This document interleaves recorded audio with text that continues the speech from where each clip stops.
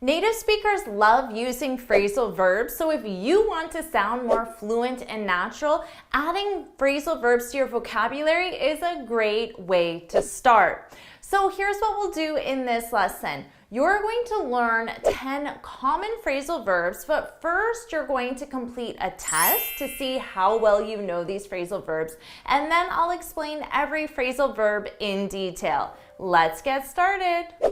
Question 1. You've been arguing for months. You need to. Now, I'll only show you each question for 3 seconds, so hit pause, take as much time as you need, and when you're ready, hit play to see the answers. You need to make up. Question 2.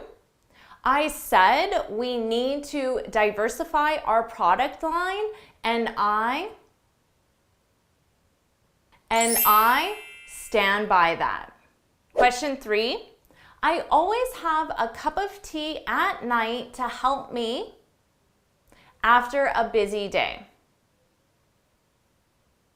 To help me wind down. Question 4, my girlfriend is studying abroad and I'm really aching for her. Question 5, your suit doesn't look comfortable. Why don't you? Something more comfortable. Why don't you slip into? Question 6, it's getting late, so I'm going to turn in. Question 7, Salma took this job to her accounting experience. To beef up. Question 8, have you? Who's going to give the presentation? Have you nailed down? Question 9, sometimes it's easier to a trained professional. To open up to. Question 10, the party was fun, but when they started talking about politics. But I zoned out. So how did you find that quiz? Was it easy? Was it difficult? Don't worry, because I'm going to explain every phrasal verb in detail and it will definitely be easy by the end of the lesson. So let's do that now. To ache for, to ache for. This is a very nice romantic phrasal verb. Now we really use this in the context of a romantic relationship, so make sure you use that appropriately. And to ache for something or someone is when you really, really want that something or someone. For example, he was lonely and aching for love.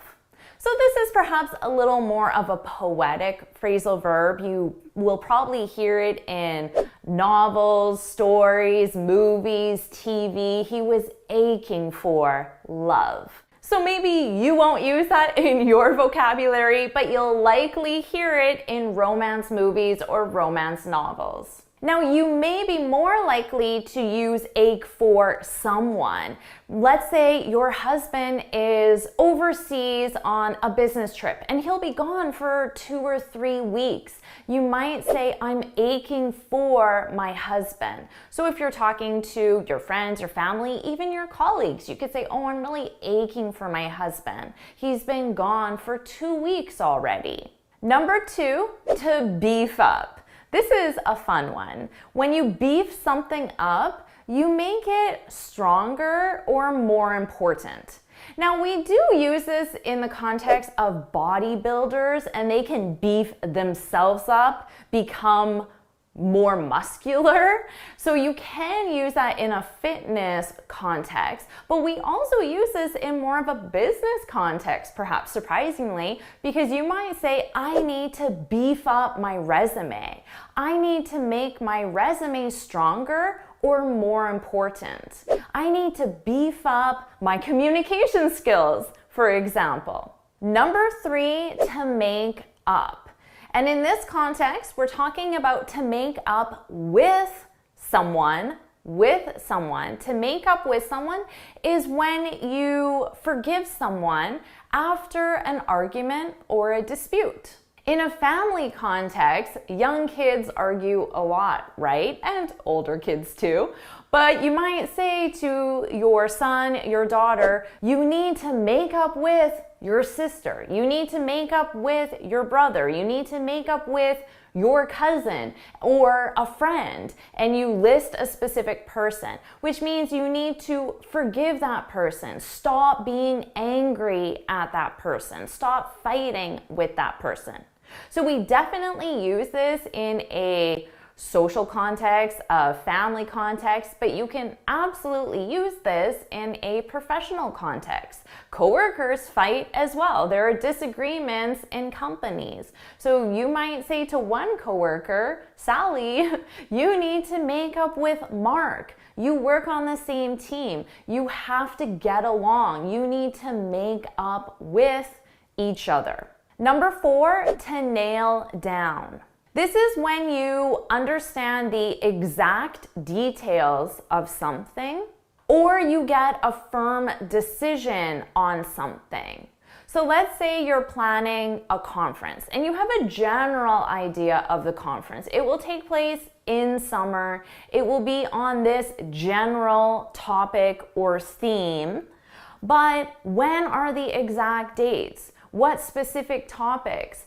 Who specifically will be the keynote speaker? Who specifically will be presenting? Who will you hire to cater the conference? You need to nail down those details. So you need to either understand the exact details, or you need to make a firm decision on who's going to cater, when the conference will exactly take place. So that's a very useful phrasal verb, and you can use it in a business context or a social context. Number 5, to open up. When you open up to someone, you talk very freely about your feelings or your emotions, things that make you quite vulnerable, things you probably don't share with everybody. For example, after years, she finally opened up about his death. So for many years, there was this tragic death perhaps, and she didn't really talk about it. She didn't talk about her feelings about the death. But then after years, she opened up. She started talking freely about how she felt, the circumstances, how she's dealing with it, those types of things, her inner feelings and emotions. Now notice I didn't use to someone. I could say she opened up to her family about his death. So you have about and then the specific topic, and to and the specific people. You'll commonly hear people say, I've never opened up to anybody like this before. If someone says that to you, they're basically saying they feel very comfortable around you. They feel like they can share their inner thoughts, feelings, emotions. And that's a very positive thing. It shows you have a very close relationship. Number 6, to slip into something. Now this is when you quickly put on a piece of clothing. So this is a very specific phrasal verb. It's only used with clothing. Now, for example, this shirt is quite pretty, isn't it? But let's be honest, it's not the most comfortable shirt. So after I'm done recording this video, I'm going to slip into a t-shirt. I'm going to put on a t-shirt. Or if it's first thing in the morning and you're in your house coat, but then you hear your doorbell, you might quickly slip into some sweatpants and answer the door. So it's simply another way to say put on. Number 7, to stand by something.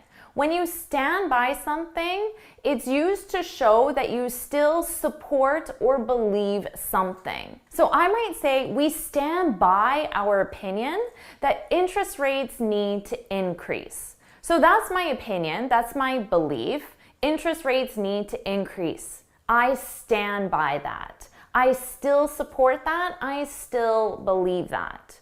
So you'll hear this a lot from people in power, politicians, executives in business. They'll have an opinion, have a belief, and then they'll state, I stand by that, to let you know they still believe that specific opinion. Do you stand by that, and if so, why? I stand by that. Yes, I stand by that. And the reason simply is... Now, we also use this with stand by someone. When you stand by someone, it means that you support someone, usually when something negative has happened. So let's say that your coworker was accused of stealing from the company, but you know your coworker didn't do it. You might say, I stand by her. I stand by her, which means you're going to support her in this difficult time. Number 8, to wind down. To wind down. This is an excellent phrasal verb because it means to relax after a busy or stressful day. So you might say, I always read at the end of the day to wind down. To help me wind down, I always read at the end of the day, or I go for a walk after work to wind down. So it just means to relax, but it's another way of saying it, and it implies that you were very busy or stressed out, to wind down. Number 9, to zone out.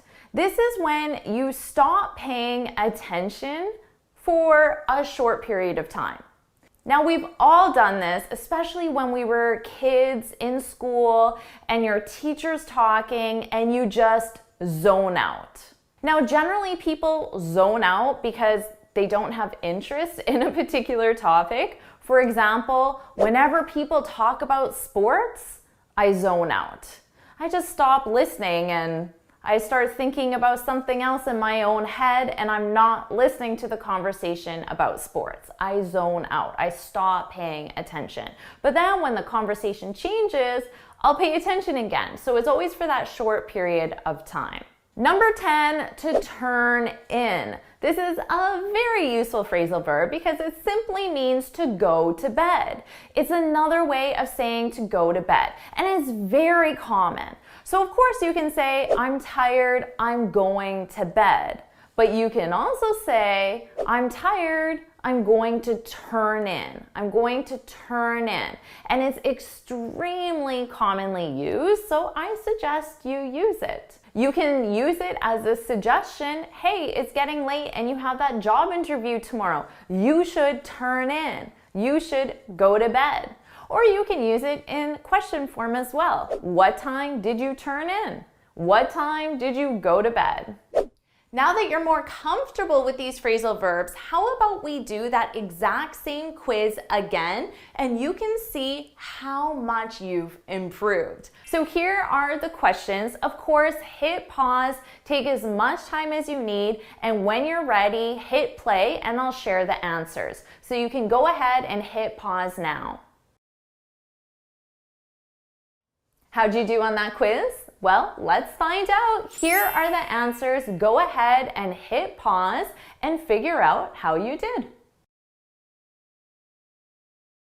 So did you improve a lot with that second quiz? Share your score in the comments below. And I highly recommend you watch this lesson next. I know you're going to love it. And make sure you get your free speaking guide where I share 6 tips on how to speak English fluently and confidently. You can get it from my website right here. So now get started with your next lesson.